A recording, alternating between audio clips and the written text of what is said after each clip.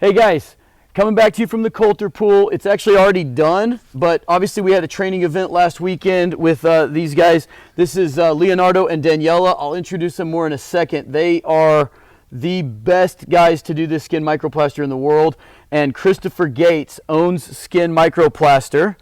Hello. In the United States, he's the guy that's rolling it out. He's all over the country, all over the world these days, trying to get this product to market.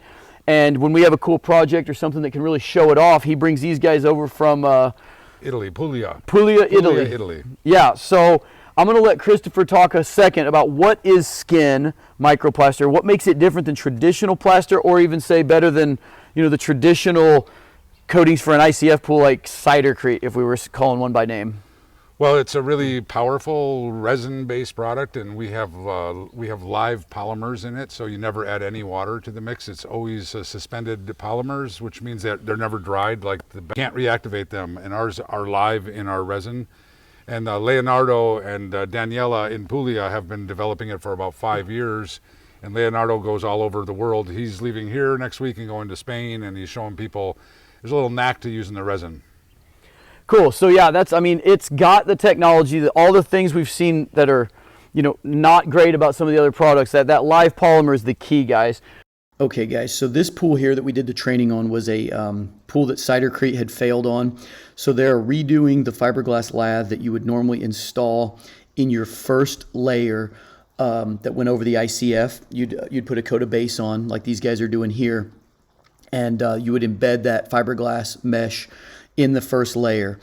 And so normally what you're going to have is you're going to have one coat of base over the whole pool, the floor and the walls, and a prior coat on just the walls, which is what Danielle is working on here. If you notice, he's even covering up our tile line. Skin is so sticky that you're able to apply it directly over tile and stuff, which very few of these Crete products are going to allow you to do. After they get the base coats on, which I'll get into a little more of the mix and stuff in a minute while they're mixing, they're going to go back and while it's green, they can use gloves or just a metal trowel to kind of scrape down any trowel marks or little dingleberries that were left behind in the application process. You see Leonardo right now smoothing out everything, just going around the light niches and just really getting everything smooth, because the point of skin is to be far smoother than all of the your traditional base Cretes or your cider Cretes, as well as being far more waterproof. It's by far the most waterproof product that's a cement-based, product. Even though the liquid is a resin, it's a cement-based product.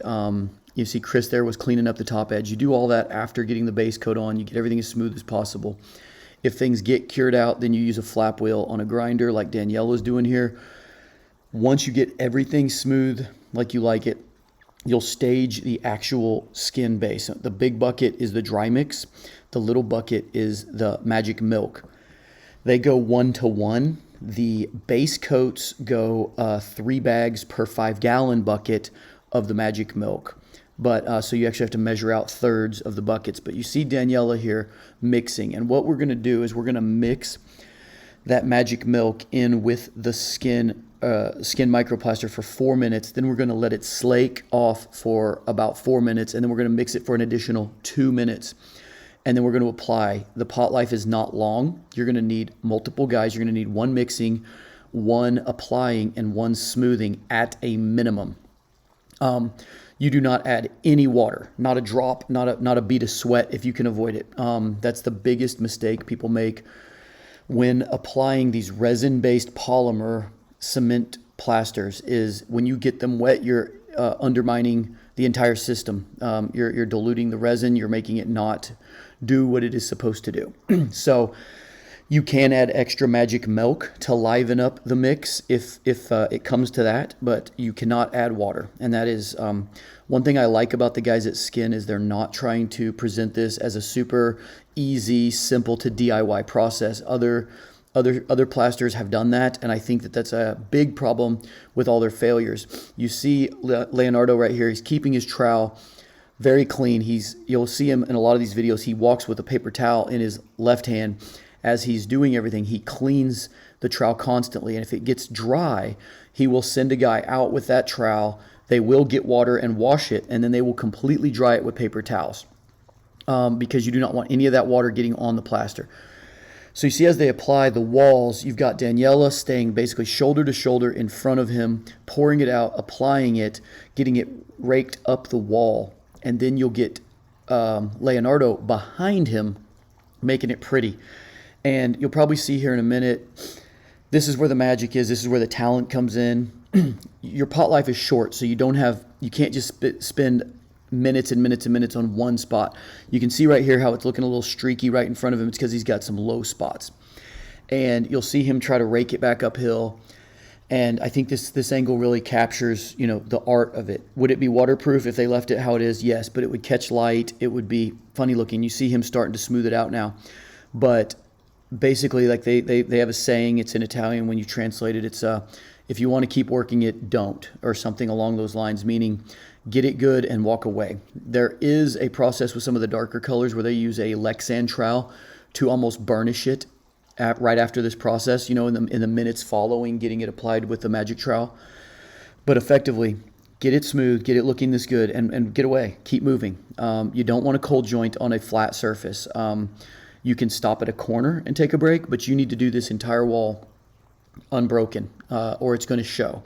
It'll still be waterproof. That's the thing I like about this product is even if you don't do the perfect job on looks, you're still going to get a very good, durable, waterproof surface. But the art comes in. These guys have years of experience, guys, but I'm going to try to make a series of these videos showing off all of what we learned when they were here. But you see he actually does come back, but that's as far as he goes, and then he moves on. He starts working the edge down that Daniela had put in place. So now they're up on the tanning ledge, and so this is like right before skin. Daniela's running around with a trowel and just sort of knocking off all the little dingleberries and stuff. It got very hot the day before, so it wasn't perfect. So you can see the pile of debris he's got behind him. But he's going to clean that up, and then they're going to start mixing some skin. And this is actually them mixing the base. I wanted to put this in the video. But this is the base coat. Like I said, they've measured out thirds of the 5-gallon bucket. And then they mix this and apply.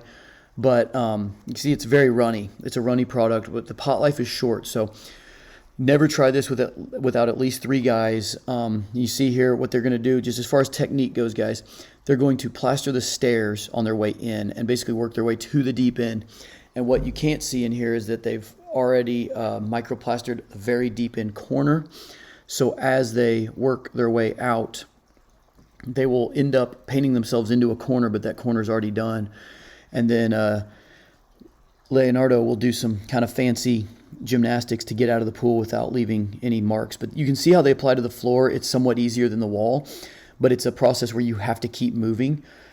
And you see he's getting a few trowel marks in it, but he's got a technique down. Seems easy, and it is easy, but it's going to take a little getting used to, because if this process gets slowed down because you're just not as smooth as he is, like I said, your pot life is not long and you may end up with problems. So watch what he's doing here, kind of learn from it.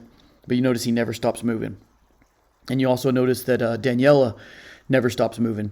He's working the edge over here constantly. They just kind of work it to that end, and then he's making that turnaround pretty, as well as staying ahead of him, dumping out more product as he needs it.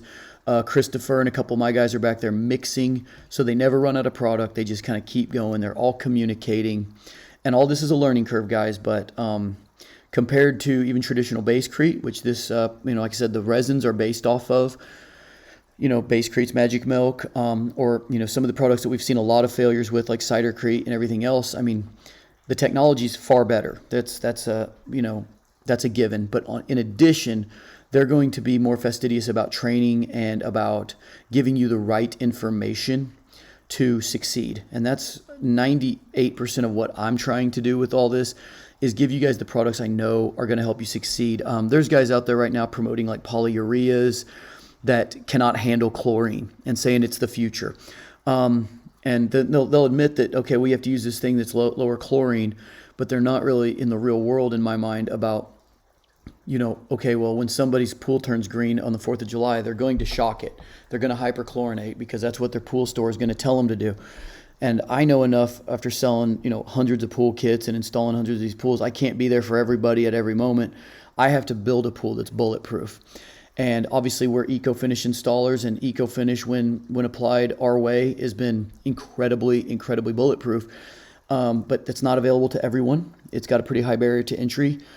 Skin is on par with EcoFinish cost-wise and PebbleTech. They're all very similar in cost, but this is a product that you can get your hands on. You can email us at support@icfguru.com and get a hold of it. And you can also, have a mason watch these videos, get some information from Christopher as far as very, very technical information, follow it to a T and achieve success. And that's all we want, guys. I don't like getting the horror stories of, blank Crete, whatever, that has sold you a bill of goods and you've had failures very early on and you're frustrated, and I hate that for you. And I want to avoid that. Like I said, I wanted to just tell everybody to do EcoFinish and be done with it, but EcoFinish is still so proprietary and so difficult to find in certain parts of the country.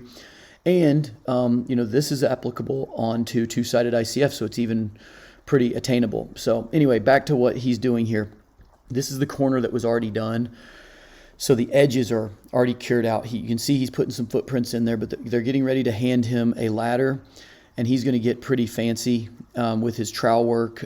You could do this off of a pole trowel as well, but what Leonardo's going to do is climb out, reach down below him, take care of all of his footprints and everything else.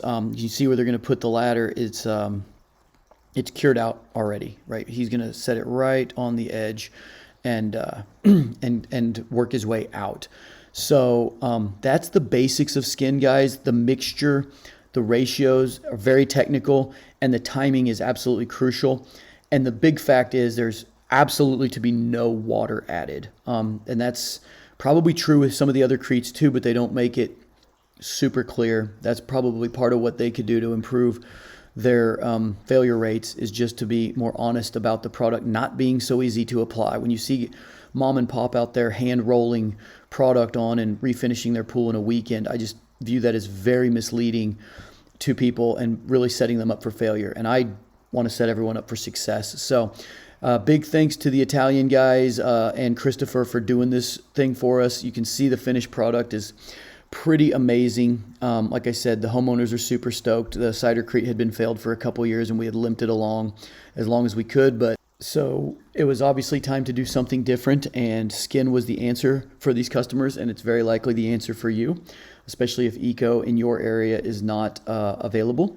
So again, if you guys are interested in getting a hold of this product, they have a full color palette. It's pretty awesome. Just send me an email at support@icfguru.com requesting more info, and I will get you everything you need to know. I'll see you guys next week.